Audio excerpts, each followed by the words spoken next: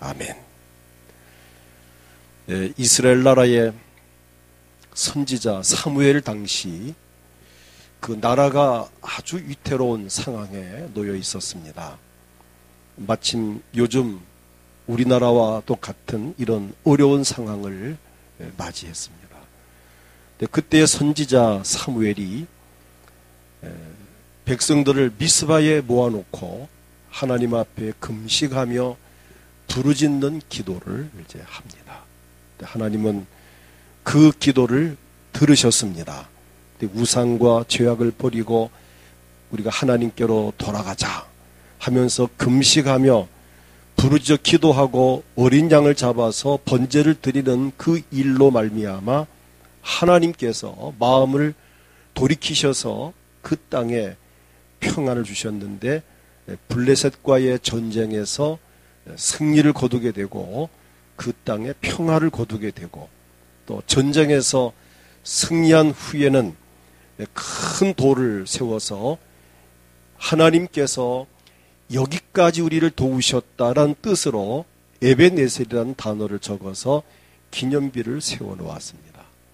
여기에서 사용한 오늘 본문 말씀 가운데에서 여기까지라고 하는 이 단어 12절을 보면 사무엘이 돌을 취하여 미스바와 센 사이에 세워 이르되 여호와께서 여기까지 우리를 도우셨다 하고, 여기까지라고 하는 이 히브리 원문을 보게 되면 훻나 아드라는 단어입니다. 여기란 말을 훻나라고 하고 까지란 말을 아드로 사용했는데, 여기라는 이 훻나의 그 단어의 뜻이 뭔가 하면 여기에 혹은 저기에 혹은 이리로 혹은 지금 어떠한 그 때를 이야기하고 있고, 까지라는 그 아드라는 이 단어는 무엇을 하는 한, 또 무엇까지, 또 무엇 하는 동안, 이런 전치사와 접속사 역할을 하는 단어가 이 아드라는 단어입니다.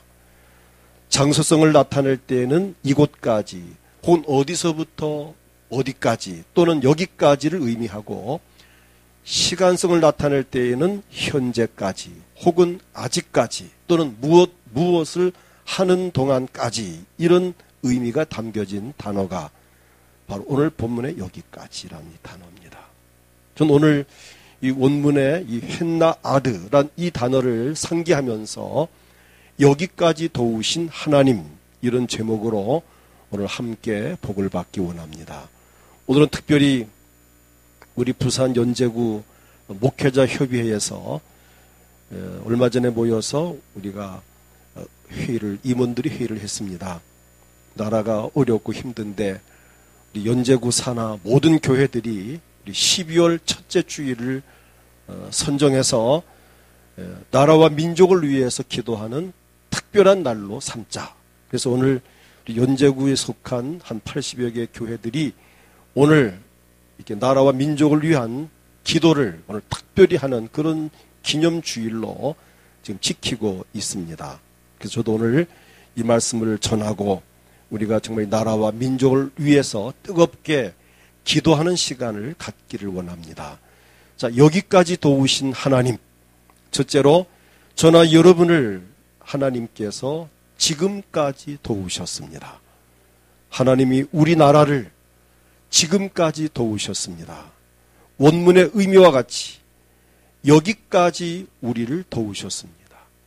시간적으로는 지금까지 도와주셨고, 장소적으로는 오늘 여기까지, 현재 이곳에 이르기까지 우리를 도와주셨습니다. 다시 말하면 오늘의 내가 있고, 오늘의 우리 가정이 있기까지, 오늘의 우리 교회가 있기까지, 오늘 우리 민족이, 대한민국이 지금까지 건재하는 동안, 지금까지 하나님은 저나 여러분을, 또 여러분의 가정을, 우리 교회를, 이 민족을 하나님께서는 도와주셨습니다. 이 나라의 이 반만년의 역사를 가진 우리 민족, 유구한 역사 가운데에서도 수많은 애침 세력에 시달렸습니다. 어떤 우리나라가 다른 나라를 쳐들어간 일은 별로 없고 계속 침략을 당하는 반만년 역사 속에 수없는 전쟁을 치렀지만 침략을 받았지만 하나님은 우리 민족을 도와주셔서 여전히 건재합니다. 다 아시겠지만 세계 역사를 보게 되면 수많은 나라와 민족이 존재하다가 없어졌습니다. 어떤 나라는 막강한 힘을 가지고 세계를 제패할 정도로 컸던 나라들이 이 땅에서 사라졌습니다. 그런데 우리나라는 약소 민족임에도 불구하고 지금까지 존재하는 것은 하나님의 은혜인 줄을 믿습니다. 대단한 민족, 대단한 나라가 맞습니다. 그 엄청났던 나라들이 없어지고 민족들이 사라지고 하는데도 우리나라는 반만년이라고 하는 긴 세월 동안 이렇게 또 선진국 대열에 들어가 있다는 것은 하나님의 은혜가 아닐 수 없습니다. 오늘 개인적으로도 하나님이 저나 여러분을 도와주신 것이 분명합니다. 비록 건강이 좋지 않아서 몸은 좀 아플지라도 그래도 지금까지 죽지 않고 살아있는 것이 기적이고, 아멘. 하나님의 은혜이고, 몸은 아플지라도 또 이렇게 휠체어 타고 앉았더라도 오늘 이곳에 올 수 있다는 것이 하나님 은혜입니다. 현재 우리 가족이 또 오순도순 행복하게 살고 있는 것이 기적이고 하나님의 은혜입니다. 지금 우리 교회가 이곳에 이처럼 아름답게 세워져 있는 것이 기적이고 하나님의 은혜입니다. 한 달 전쯤 어떤 그 친구 목사님이 우리 교회를 방문했는데 그분은 이제 일찍이 은퇴를 하고 좀 몸이 아파서 이제 자전거를 타고 전국을 일주하는 일을 지금 하고 있어요. 등산을 즐기고 몸이 이제 아프니까 이제 건강을 위해서 등산을 하고 자전거로 지금 이 부산서부터 출발해서 하여튼 이 자전거를 타고 전국을 일주할 정도로. 근데 그분 이야기가 그런 말합니다. 자기가 전국 각지를 거의 다 다녀보았는데 우리 은광교회가 얼마나 아름다운지, 나는 첫 번째라 할지 아니고 두 번째로 아름답다는 이야기를 들었습니다. 그래서 내가 궁금하잖아요. 아니 첫 번째가 아니고 왜 두 번째냐 했더니 첫 번째 아름다운 교회는 자전거를 타고 낙동강 줄기를 따라 쭉 올라가다 보면 어디쯤인가 교회가 하나 있는데 정말 아름답답니다. 낙동강이 굽이 흐르고 뒤에 산이 있고 이 언덕에 세워진 그 교회가 그 주변 풍광이 정말 환상적이라는 거죠. 그래서 자기가 그 교회를 보고 야, 대한민국 최고로 아름다운 교회다라고 자기 생각을 했다는 거죠. 근데 우리 교회를 봅니까? 그 교회만은 못하지만 본교회는 두 번째에 속한다는 이야기를 듣고 또 기분이라도 괜찮았습니다. 난 우리나라에서 제일 좋은 줄 알았거든요. 왜냐하면 2년 전에 제가 미국 가가지고 라스베가스에 또 그 헐리우드 쪽을 쭉 다니면서 일부러 눈여겨보았거든요. 근데 그 유명한 헐리우드를 가도 우리 교회 같이 아름다운 교회를 보지는 못했는데, 그래서 내가 본 기억으로는 내가 본 중에는 우리 교회가 규모는 작지만 가장 아름답다라고 했는데 그 친구를 통해서 두 번째인 걸 확인이 됐습니다. 자, 이곳에 이렇게 아름다운 교회가 세워져 있다는 것, 하나님의 은혜입니다. 여러분, 어디 그뿐만일까요? 이 어려운 시기에 내가 직장 생활을 하며 또 현재 어떤 일이든 간에 일을 할 수 있다는 것이 기적이고 하나님의 은혜인 줄 믿습니다. 이 어려운 시기에 여전히 참 사업을 할 수 있고 참 사업을 운영할 수 있다는 것, 부도나지 않고 버티고 또 버티는 정도가 아니라 잘 되게 되어진 이 상황 속에서 사업하는 분들 정말 하나님 은혜며 기적인 줄 믿습니다. 비록 아직 직장은 갖지 못했고 또 직장을 가졌지만 내가 원하는 것은 아닐지라도 그래도 크게 걱정이 안 되는 것은 역시 하나님은 살아계시기에 내게 아름답고 복된 직장을 주실 것이고 또 더 좋은 직장을 허락하실 것이고 또는 사업의 길을 여시고 인도하실 하나님이 계시니 우리는 행복합니다. 이처럼 우리 나라와 민족을 하나님께서 지금까지 도우셨습니다. 우리 가정과 직장과 사업장을 지금도 돕고 계시고 또 금년 한 해 이미 11달을 지났고 이제 마지막 달을 접어들었는데 금년 한 해 동안 우리 교회를 하나님이 부흥하게 하셨고 또 은혜 가운데 저나 여러분이 큰 탄업 살아올 수 있다는 것이 바로 여기까지 우리를 도우신 하나님의 은혜인 줄을 믿습니다. 오늘 사무엘 선지자가 하나님의 은혜를 힘입고 너무 감사해서 에벤에셀이라고 하는 돌을 세웠듯이 오늘 저나 여러분 가슴 속에 에벤에셀의 기념비, 여기까지 우리를 도우셨다란 뜻의 기념비가 마음속에 세워지기를 축복합니다. 그 다음 둘째는 아직까지도 도우시는 하나님이십니다. 여기까지의 이 단어 아드라는 이 원문의 뜻이 또 하나의 뜻은 아직까지란 뜻입니다. 하나님께서 아직까지 나를 사랑하시고 나를 도우신다는 말씀을 생각할 때에 우리 가슴이 뜨거워지지 않을 수 없습니다. 저는 그래요. 여러분들은 안 그럴 수도 있겠지만 저는 개인적으로 볼 때에 내가 하나님의 사랑받기에는 턱없이 부족하고 어리석고 미련하고 둔하고 내가 이렇게 하나님의 사랑과 은혜를 받기에는 정말 자격도 없고 부족함에도 불구하고 하나님께서 아직까지 나를 사랑하신다는 것, 나를 포기하지 아니하시고 아직까지 나에게 기대를 걸고 계신다는 것, 아직까지 나를 이 땅에 존재하게 하신다는 것 생각하면 정말 저는 가슴이 뜨겁습니다. 내가 하나님께 잘한 것도 없고 자랑할 만한 것도 없고 함에도 불구하고 나를 하나님이 이렇게 사랑하신다는 것 정말 황송하지 않을 수가 없습니다. 요즘 우리나라의 상황을 볼 때에 또 역시 마찬가지입니다. 한 나라의 대통령이 무당과도 같은 한 여인에게 코치를 받아서 국정 운영을 했다는 것을 생각하면 참 가슴 아픈 일이 아닐 수 없습니다. 소신껏 왜 자기가 자기 정치 철학을 가지고 국정 운영을 하지 못하고 왜 남의 코치를 받고 물어보고 연설문을 맡기고 왜 그렇게 했을까? 참 가슴이 아파요.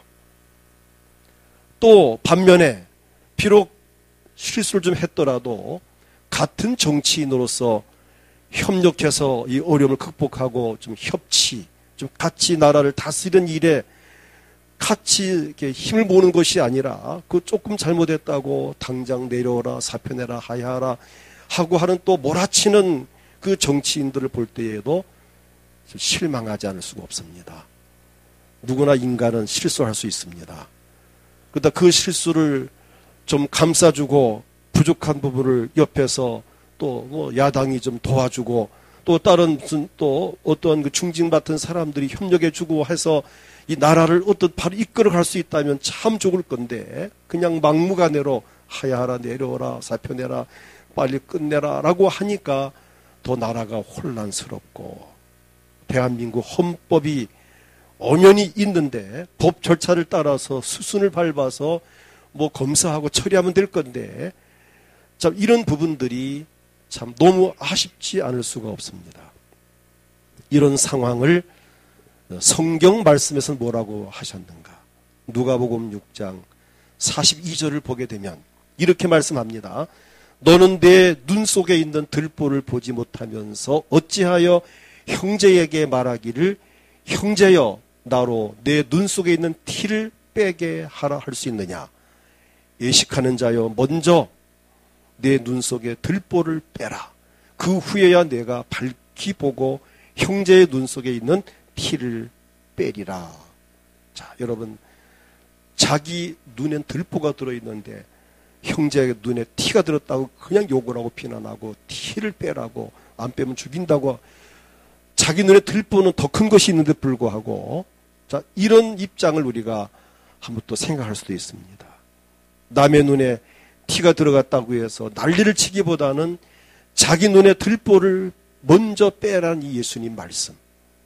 요한복음 8장 7절을 보게 되면 간음하다가 현장에 잡힌 현행범인 여인을 향하여 유대인들이 돌을 들고 돌로 찍어 죽일 거라고 돌을 들고 공격 직전에 있습니다. 이때 그들이 돌을 들어 그 여인을 때려 죽이는 것이, 왜냐하면 구약 성경에 보면은 간음하는 여인은 현장에서 돌로 치라 했거든요. 그러니까 율법대로 하면은 돌에 맞아 죽는 게 맞아요. 그 당시에. 그게 법이니까. 근데 그들은 그 율법대로 법을 집행하는 차원에서 돌을 들어 간음하다 잡힌 여인을 죽이려고 하다가 그 일이 잘하는 일이다 싶어서 예수님에게 자랑이나 하듯 예수님 어떻게 할까요? 라고 물었습니다. 이 여인을 어떻게 할까요? 예수님께서는 침묵을 지키셨습니다. 그리고 땅바닥에다가 손가락으로 글씨를 쓰셨습니다. 돌을 들어서 여인을 치르던 사람들이 예수님께서 글씨를 뭐라고 쓰는가 하고 들여다보고 난 후에 주님께서 말씀하셨습니다. 이르시되 너희 중에 죄 없는 자가 먼저 돌로 치라. 아마 어쩌면 예수님께서는 글씨를 쓰실 때 뭘 쓰셨을까? 아마 제 추측으로는 그 당시 유명인사, 저명인사 가운데에서 도덕과 윤리, 법을 어긴 사람들 이름을 하나 적지 않았을까? 김아무개, 이아무개, 뭐 불륜자 누구, 뭐 또 세금 안 낸 사람 누구 하면서 적지 않았을까 한번 생각을 해봤습니다. 가만히 보니까 자기 이름 적혀 있거든요. 그러니까 돌을 하나씩 놓고 슬슬 도망치기 시작을. 나중에 보니까 그 여인 주변에는 돌만 여기저기 놓여있지 한 사람도 남지 않고 다 도망을 쳤다는 이야기입니다. 거기 있다가는 명단 다 들통날 거니까. 전 생각을 해봅니다. 지금 우리가 광화문에 촛불 들고 막 나가고 청와대 100m 앞까지 나가서 뭐 시위를 하고 합니다. 이렇게 하면 좋겠어요. 이 말씀대로 정말 법을 잘 지키고 도덕과 윤리를 그대로 참 시행하고 양심에 가책이 없는 사람들은 촛불을 들고 청와대까지 가서 좀 시위를 하면 좋겠고, 그렇지 않다면 가만히 집에 있는 게 어떻겠는가, 이런 생각도 한번 해봤습니다. 난 우리 은광교회 성도들은, 우리 기독교인들은 촛불을 들고 뭐 서면으로 뭐 부산역으로 서울 광화문 청와대로 가기보다는 나는 손에 이 성경책을 들고 이 교회 와서 하나님 앞에 정말 기도하기를 소원합니다. 나는 물론 촛불 드는 것을 반대하진 않습니다. 들 때는 들어야죠. 그러나 드는 사람들 자격을 좀 선별하면 좋겠다. 정치적으로나 사회적으로나 법률적으로 도덕 윤리적으로 정말 당당한 사람만 촛불 들고 나가고, 그렇지 못하다면 정말 집에 가만히 있고, 우리 기독교인들은 성경 들고 성전에 와서 하나님 이 나라 이 민족을 살려주세요. 도와주세요. 어떻게 하면 되겠습니까? 라고 하나님 앞에 기도하면 얼마나 좋을까를 생각해 봅니다. 오늘 본문을 보게 되면 6절에 그 말씀이 있습니다. 그들이, 이스라엘 백성들이 미스바에 모여서 물을 길어 여호와 앞에 붓고 그날 종일 금식하고 거기에서 이르되 우리가 여호와께 범죄하였나이다. 금식하면서 하나님 앞에 우리가 범죄하였나이다라고 회개합니다. 사무엘이 미스바에서 이스라엘 자손을 다스리니라. 이때 그 나라에 평안이 시작됐습니다. 그들이 회개하며 기도했을 때에 하나님께서 이스라엘 나라를 위기에서 건져주셨습니다. 이처럼 우리 기독교인들이 먼저 하나님께 회개하며 기도해야 합니다. 한국교회가 하나 되지 못한 것을 회개해야 되고, 한국교회가 물량주의에 빠지는 것을 회개해야 되고, 한국교회 지도자들이, 우리 목사들이 하나님께 바로 서지 못한 것을 정말 회개해야 되고, 한국교회가 세상에서 소금과 빛의 역할을 다하지 못한 것을 정말 회개해야 합니다.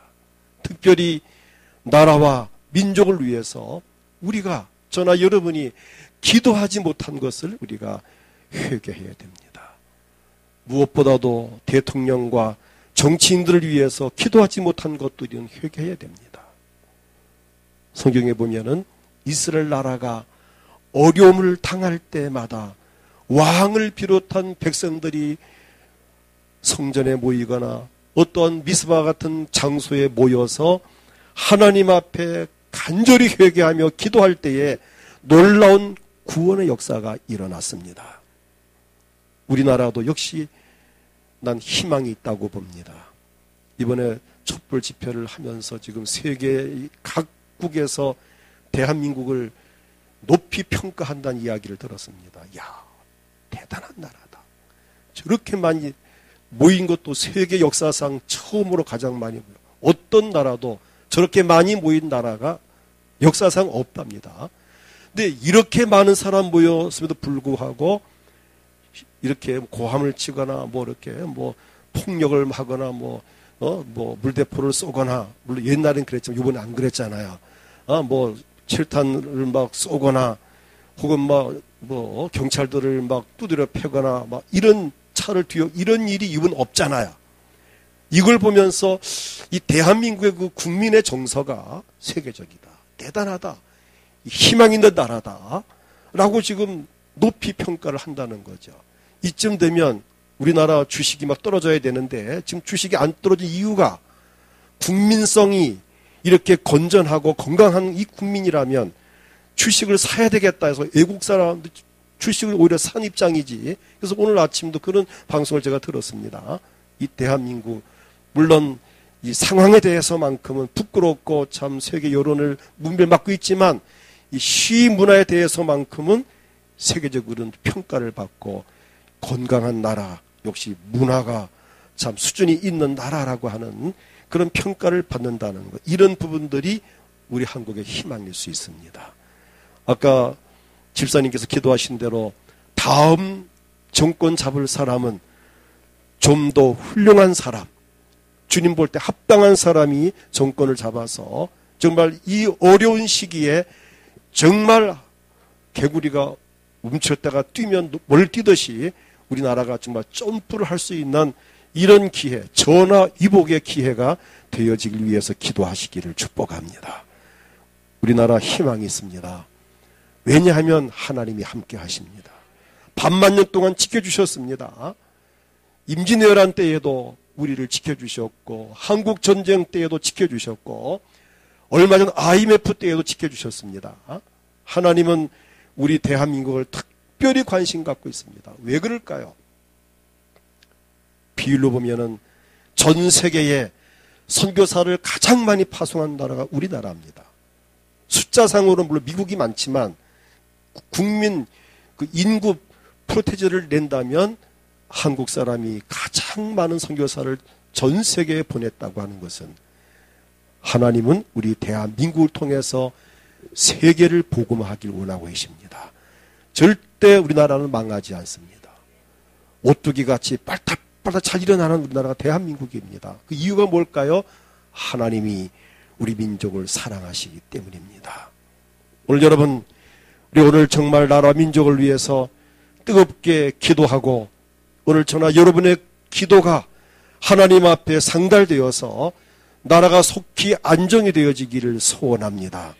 우리나라에는 희망이 있는 이유 중에 하나는 1천만 명의 기독교인들이 눈물을 흘리며 하나님 앞에 기도하기 때문입니다.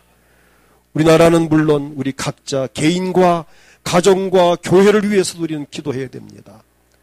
가족 구원을 위해서 기도하셔야 되고, 가정 행복을 위해서도 기도해야 되고, 직장 생활이 안전하고 사업이 번창하기 위해서도 기도해야 되고, 우리 교회가 부흥하기 위해서도 기도해야 합니다. 특별히 맡은 직분과 사명을 잘 감당할 수 있도록 기도해야 되고, 2016년 이제 한 달도 채 남지 않았습니다. 후회함이 없는 한 해가 되도록, 잘 마무리할 수 있도록, 새해를 새롭게 맞이할 수 있도록 기도할 수 있기를 소원합니다. 하나님은 부르짖는 자의 하나님이십니다. 시편 126편 6절을 보면은 울며 씨를 뿌리러 나가는 자는 반드시 기쁨으로 그 곡식단을 가지고 돌아오리로다. 눈물로 간구할 때 그 기도를 들으십니다. 다시 말하지만 하나님은 아직까지 저나 여러분을 사랑하십니다. 우리 교회를 사랑하십니다. 민족을 사랑하십니다. 그 다음 셋째로 끝까지 도우시는 하나님이십니다. 여기까지라는 헨나아드 의미 가운데 하나가 무엇을 하는 동안이라는 뜻입니다. 무엇을 하는 동안. 즉 다시 말하면 우리가 살아있는 동안 우리와 함께 하십니다. 우리가 하나님을 섬기며 하나님을 의지하는 동안 하나님은 저나 여러분과 반드시 함께 하십니다. 사실은 성경에 보게 되면 마태복음 28장 20절에 내가 너희에게 분부한 모든 것을 가르쳐 지키게 하라. 볼지어다 내가 세상 끝날까지 너희와 항상 함께 있으리라 하시니라. 얼마나 감사한 일입니까? 아까도 말했지만 우리나라는 숱한 전쟁 속에서 하나님이 그때마다 도와주셨고 지켜주셨습니다. 6.25 사변 같은 끔찍한 일도 잘 극복하고 잿더미 위에서 이 나라가 이렇게 선진국 대열에 서도록 우리는 이렇게 성장했고 IMF를 잘 극복했습니다. 우리나라의 이번 사태도 하나님께서 반드시 도와주실 것입니다. 아직은 나라가 없어서 나고 이번 한 주가 고비가 아닌가 싶은데 혼란스럽지만은 그러나 역사의 주관자이신 하나님께서 역사하셔서 나라가 속히 안정이 되고 살기 좋은 나라가 분명히 될 것입니다. 전화 위복이 될 것입니다. 성경 말씀으로 정리한다면 로마서 8장 28절입니다. 우리가 알거니와 하나님을 사랑하는 자, 곧 그의 뜻대로 부르심을 입은 자들에게는 모든 것이 합력하여 선을 이루느니라. 하나님을 사랑하는 사람들, 그의 뜻대로 부름받은 사람들, 부름받은 그 국가, 선택받은 민족은 모든 것이 합력하여 선이 이루어지게 되어져 있습니다. 그것이 성경적입니다. 하나님께서 우리나라를 사랑하시기 때문에 현 상태가 반드시 복이 될 것입니다. 하나님은 우리를 사랑하십니다. 우리도 하나님을 사랑합니다. 그렇다면 우리 모두가 하나님을 사랑하는 자 아닐까요? 그러므로 나의 개인적인 모든 것이 합력하여 선이 이루어집니다. 우리 가정의 모든 것이 합력하여 선이 되고 우리 직장이나 사업장의 모든 것이 합력하여 선이 되고 우리 교회의 모든 것이 우리나라의 모든 것이 합력하여 선이 이루어질 것이 분명합니다. 끝으로 평화를 주시는 하나님이십니다. 이스라엘 백성들이 미스바에 모여서 금식하며 하나님께 회개하며 부르짖어 기도한 그 응답으로 블레셋 나라와의 전쟁에서 승리를 거두게 되었고 13절을 보면은 이에 블레셋 사람들이 굴복하여 다시는 이스라엘 지역 안에 들어오지 못하였으며 여호와의 손이 사무엘 사는 날 동안에 블레셋 사람을 막으시매. 이 말씀과 같이 블레셋 사람들이 이스라엘 나라를 굴복을 하게 하셨고 다시는 이스라엘 지역 안에 들어오지 못하게 하나님이 막아주셨습니다. 14절을 보면 블레셋 사람이 이스라엘에 빼앗았던 성읍이 에그론부터 가드까지 이스라엘에게 회복되니 회복이 되었습니다. 이스라엘이 그 사방 지역을 블레셋 사람들의 손에서 도로 찾았습니다. 또 이스라엘과 아모리 사람 사이에 평화가 있었더라. 꼭 회복과 평화가 이루어졌습니다. 오늘 여러분 이처럼 하나님은 저나 여러분을 회복시키시는 분이십니다. 우리의 믿음을 회복시키시고 우리의 건강을 회복시키시고 가정의 경제를 회복시키시고 가정의 행복도 회복시키시는 하나님, 우리나라가 현재는 좀 불편하지만 하나님께서 반드시 회복시키실 것입니다. 그리고 평화를 주십니다. 여기 평화가 원문의 샬롬이란 단어입니다. 평화, 복지, 형통, 건강과 번영과 성공과 행복이란 뜻이 담긴 이 샬롬의 복이 오늘 우리 삶 속에 임하기를 축복합니다.